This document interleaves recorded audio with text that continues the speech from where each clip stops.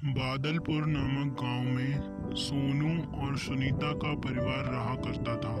सोनू और सुनीता के परिवार में उनके दो बच्चे भी रहते थे। सोनू अपने खेतों का काम करके अपने घर का गुजारा चलाता था।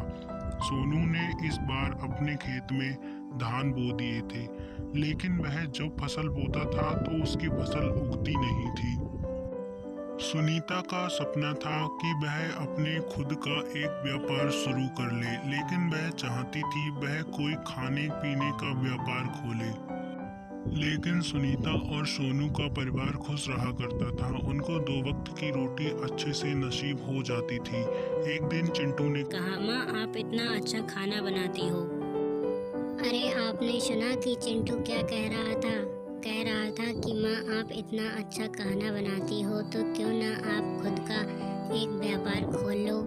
तो मैं सोच रही हूँ अगर आप मेरी मदद करें तो मैं अपना खुद का व्यापार खोल लूँ। सोनू ने कहा, अरे सुनीता, तुम तो जानती हो कि मैंने इस बार धान बोए थे लेकिन वो उगे ही नहीं हैं, तो मैं तुम्हारे लिए पैसे कहाँ से लाऊं? पास एक तरीका है। इतना कहकर सोनू अपने घर से बाहर निकल जाता है और वह अपने सेठ के यहाँ जाने के रास्ते चला जाता है। वह सेठ के घर पर पहुँचता है। सोनू, बताओ क्या काम है? तुम मेरे पास किस लिए आए हो? मैं तुम्हारी क्या मदद कर सकता हूँ? सेठ जी, आप मेरी थोड़ी सी मदद कर दो। आप मेरे लिए 2000 रुपये उधार दे दो। मेरी बीवी जिद कर रही है कि उसको खुद का व्यापार खोलना है, तो मैं उसे खुद का व्यापार खुलवाना चाहता हूँ। आप मुझे पैसे दे दो।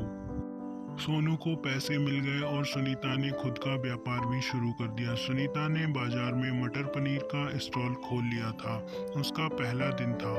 उसके स्टॉल पर पहले दिन एक व्यक्ति आया जिसको उसके पराठे और मटर पनीर की सब्जी काफ़ी अच्छी लगी। उसने बहुत तारीफें भी की।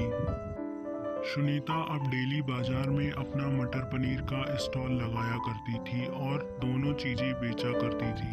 सुनीता ने अगले दिन अपना जब स्टॉल लगाया तो वहाँ काफ़ी भीड़ लग गई थी। लोग पनीर खाते रहते थे और पराठे बिल्कुल नहीं खाते थे।